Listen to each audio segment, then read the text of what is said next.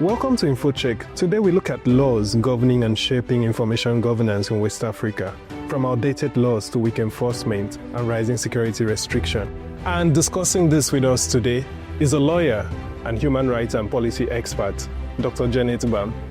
Dr. Gbam, welcome to InfoCheck. Thank you, Francis. It's a pleasure to be here with you to discuss some of the issues that are affecting the information sector across West Africa. So let's go a bit historical.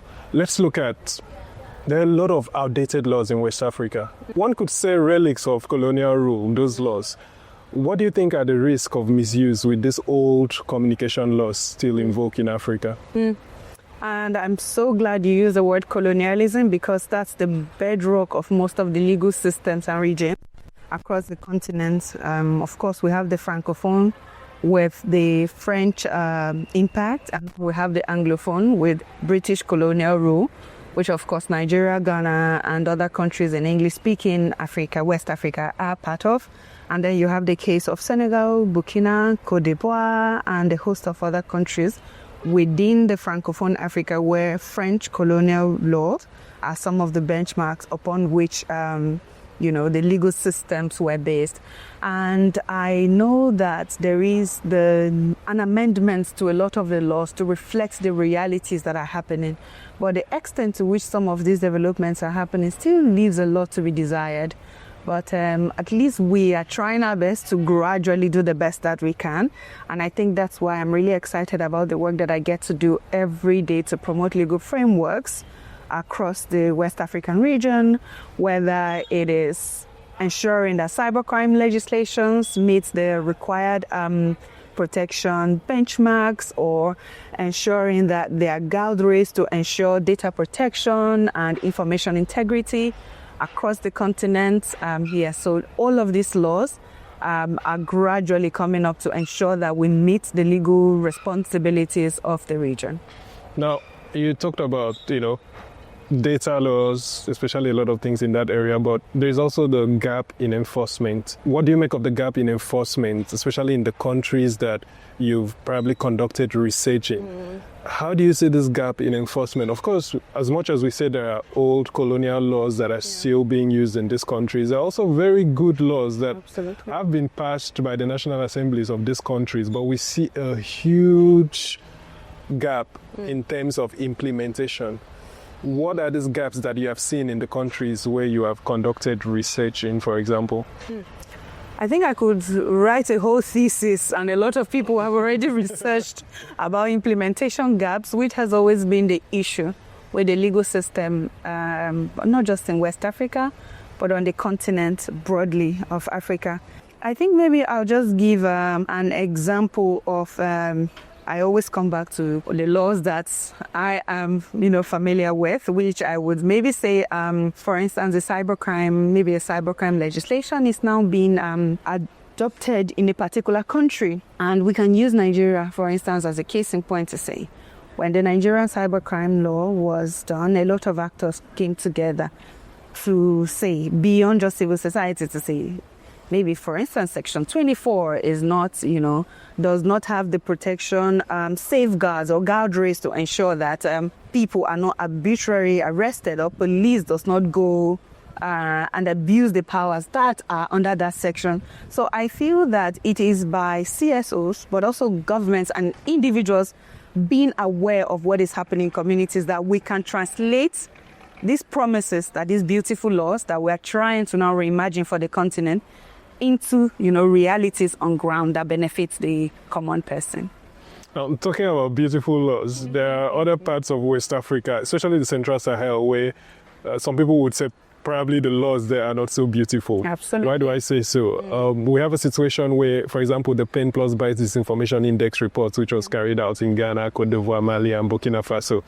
There's a pattern from that report about Mali and Burkina Faso, which shows that government is using security laws to control information dissemination. What do you think is the risk of, for example, human rights abuses when you are using military law and security laws to police information dissemination? I will say that the person who was speaking, that's the optimist me, who believes at the core that I'm a Pan-African and I believe in Africa and working for the continent. But also I know that there is a lot of work that we have to do to ensure that our legal frameworks really live up to expectations. And I know that beyond even the Sahel, there are so many laws even within other countries that require. Recently, we were working with the Gambia to modify some of the sections of the Cybercrime Convention. I think I want to maybe just say that it was commendable that the drafters of the law listened to some of the issues that we raised, and they had gone back to now take a look at all those sections that we highlighted as So was this like a sort of peer review thing? Or it was a legal analysis. So when the law was done, Article 19 did a legal analysis to say, these are some of the sections that we feel are, maybe there were sections that had responsibility that would go beyond maybe responsibility to individuals who were even working. I think there was a section, I can't remember the exact section of that law that said, if you, for instance, who is working in a radio station and there was a production in your, your station, you would be held responsible and not the organization as a whole. And those are some of the laws that to us feel like they're stifling dissent, and we try to, look at some of those sections and advise the government to say these are some of the sections that we think are not are further promoting the silencing of dissenting voices. And so I think that in as much as we are trying our best, and I know the AU and even the ECOWAS is trying, but there's so much that still leaves a lot to be desired. I know that right now there is a wave of movement about safety and data protection, number one, but also protecting women online. I mean, we saw the case in Mali of the TikToker who was killed for, sharing views online. Those are some of the issues that they have to be those safeguards and protection, mechanisms that can protect the diverse group of people across the continent. And there's still so much work that needs to be done. But I tried my best to be as optimistic as possible to see the little positives that we're trying to do. Now, going back to the issue of misinformation and disinformation, now you work at the intersection of human rights, civil society, and the law, right? So this makes you the perfect person to answer this particular question. Mm-hmm. According to you, how do these components come together to provide a holistic framework to govern the combating of misinformation and disinformation in Africa? Because on one hand, it looks like there is a whole lot of working together, but on the other hand, it looks like everybody is doing their own little thing on the corner, and it's not really together. I think when we speak about collaboration, to my mind, I don't think it's just a buzzword. It is important that we collaborate across board. Because if we leave responsibility of, for instance, regulation, and I know in regulation there are issues to say self-regulates, technologies should self-regulate, and there are others who are calling for co-regulation between government and tech companies alike, and even civil society coming together. I feel the responsibilities to promote information integrity on the continent goes beyond just a single actor. It is something that we need to come together to do. And I know recently we were, at least colleagues were in prayer, but we also had engagements online about promoting information integrity in West Africa in partnership with UNESCO. And that meeting brought together actors from government, civil society, academia, all of us together. So you could do research. If you're an academia, you could do research. But if it is not backed by policy, which to my mind, I believe are levers for development, because I feel when there are policies that are now, you provide, in law we say you cannot put something on nothing and expect it to stand. When there is a policy and a framework, it gives room for action based on that to ensure now that maybe there is a change of protection or a protection mechanism to ensure that information is protected.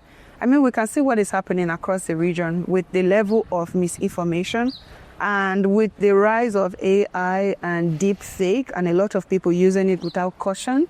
How do you as one individual try to regulate all of that? So much is developing rapidly, and every day you see a new tool is coming up. Tech companies are deploying whatever new tool that they want because to them it's just about profit. How many governments are even equipped right now? The African Union does not even have a single. I know recently there was a new resolution on information integrity, but right now, regulating of platforms on the continent needs to go beyond all of that. There needs to be that collective action. And that's why maybe events like today, you would say, are sort of trying to create an avenue for something like that. But to what extent? And finally, what is the future of this collaboration for you? How do you see the future of collaboration between CSOs, human rights activists, the judicial system, the government, and all that, especially in the fight against disinformation? Like I told you, I'm an optimist. I try to see the beauty that Africa. We say Africa is the future.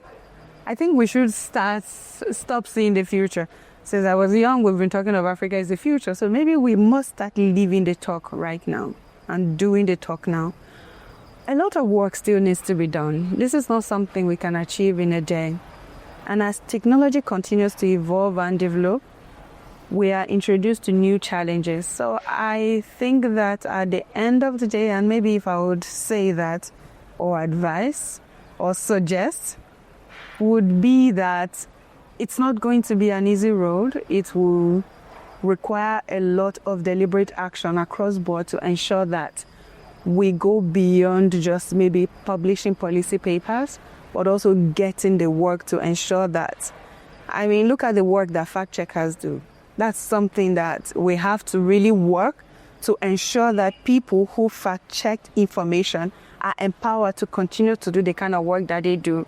And a lot of these people within communities are people with very little resources. If you leave them to run the work they may not be able to do, that's where it's now important for maybe civil societies who have the might to galvanize those resources necessary for all of that. So when you go, it's such a huge task.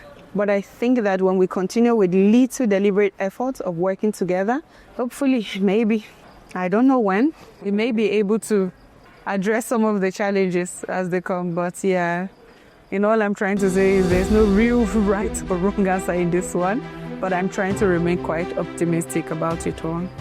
Dr. Janet Gbam, thank you for coming on InfoCheck. My pleasure. And that's the size of the package this week on InfoCheck. Join us next time as we continue to dive deeper into PenPlusBytes Disinformation Index in West Africa. Don't forget, stay critical.